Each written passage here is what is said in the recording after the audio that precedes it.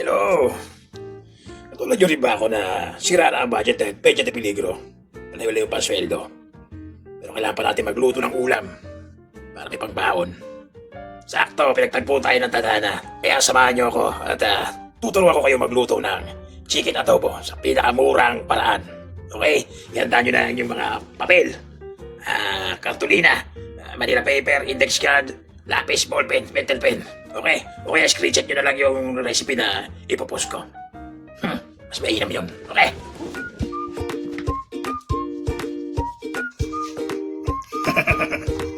Okay, simulan na natin. Unang paalala, kailangan gagawin nyo to ng may buong pag-iingat. Dahil ang lahat ng inyong mga ingredients ay magagaling sa mga kasamahan nyo.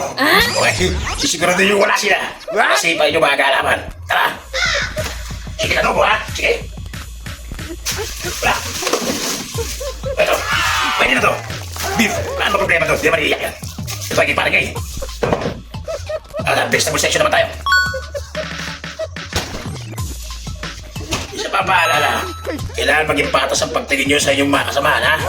Lahat sila kukulan mo ng ingredients para lahat sila may ambag sa ulam mo. Okay.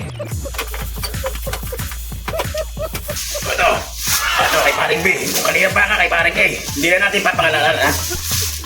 Patatas, hindi. May kamatis pa yan, Adobo. What? Pwede na yan.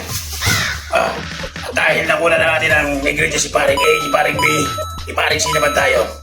Sa kanya naman yung pampalasa. Hanapin natin.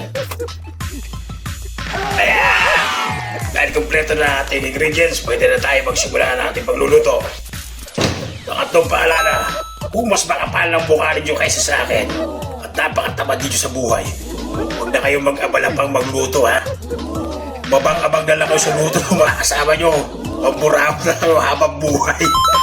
Okay, hanggang dito na lang, ha?